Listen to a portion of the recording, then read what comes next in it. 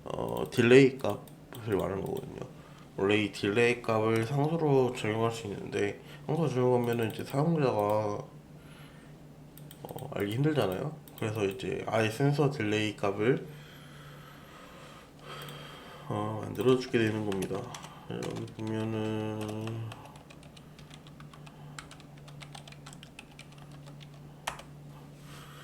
관련해서 있을 것 같은데 여기 있다. 여기 보면은 센서 같은 경우에 패스트, 게임, 노말, UI 이렇게 나와 있죠. 이게 지금 보면은 상수값으로 1, 0, 1, 2, 3으로 나와 있는데 얘가 제일 빠르고 얘가 첫 번째, 얘가 두 번째, 얘가 세 번째로 빠르는 겁니다.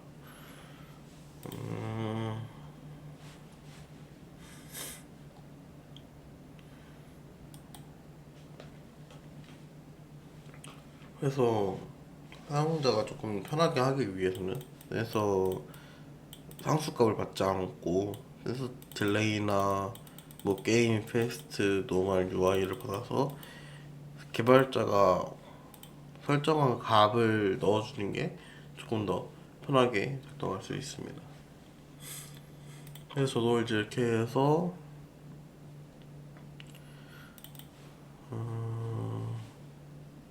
이쪽에서 사용자가 받을 수 있게 해놨고요. 이 정도로 되어 있습니다.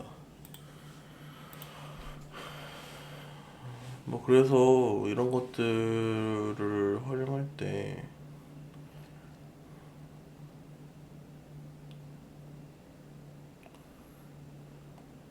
여기 보면은 시도하기 전에 항상 기기에 센서가 존재하는지 확인을 해야 된다고 하죠. 단순히 센서가 자주 사용한다고 해서 존재한다고 가져가지 말라고 합니다.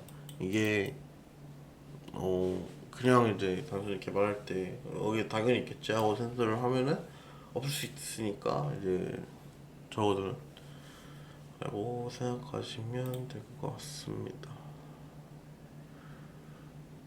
그래서 이런 것들을 사용하는데 이제 아까 제가 이런 것들을 만들고 싶잖아요.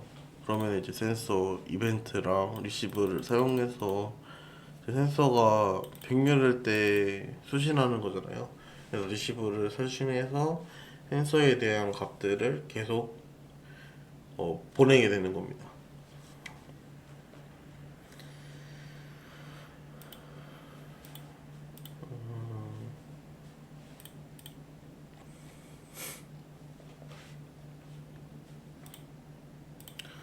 실제로 제가 만든 걸 가상 환경에서 한번 실행해 보겠습니다.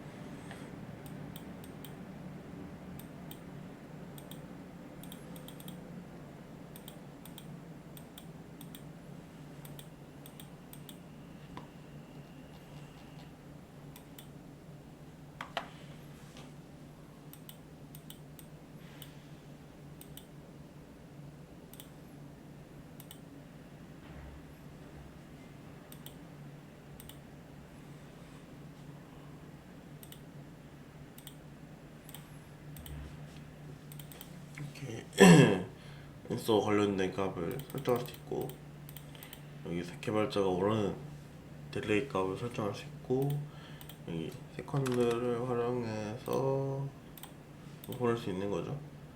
그래서 이건 세이브 할 수 있고 리피트 할 수 있고 하는 겁니다. 이거 말고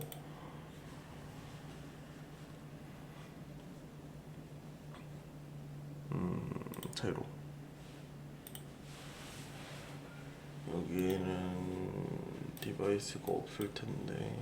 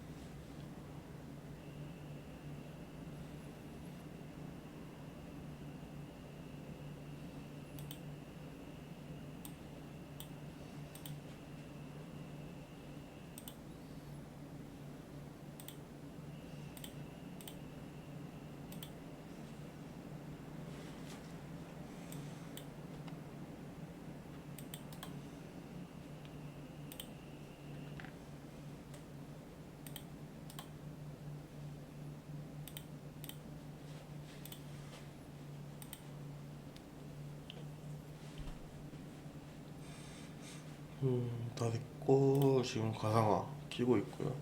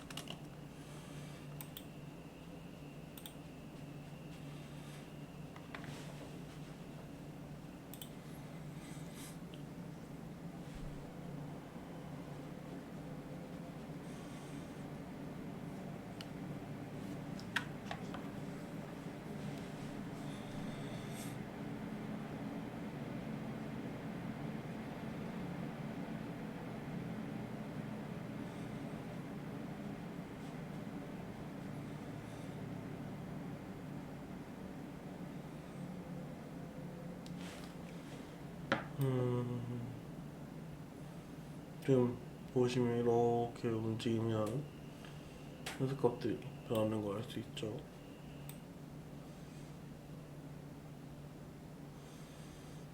이것처럼 이제 센서 값을 계속 이제 변해주면은 센서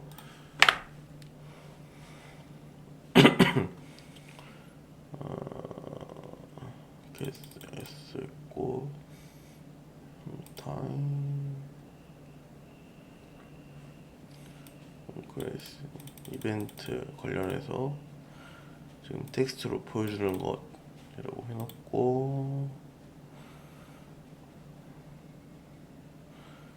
그래서 지금 이걸 활용해서 계속 이벤트를 반복으로 체크하는 것을 알 수 있습니다. 뭐 다양한 것들도 다른 걸 살 수 있으니까 이런 것들도 뭐 이제 같은 앱에서 위에 앱도 같이 만들게 되면 휴대폰 앱도 같이 만들어지게 되는 거거든요. 그래서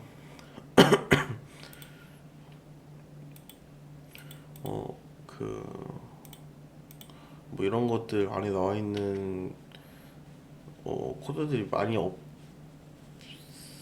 경우가 있어서 이제 뭐 사람들이 올려둔 것들이나 이런 것들을 그냥 예시 코드를 조금만 활용해서 해보시면은 뭐 될 것 같습니다. 이번 달은 여기서 마치겠습니다.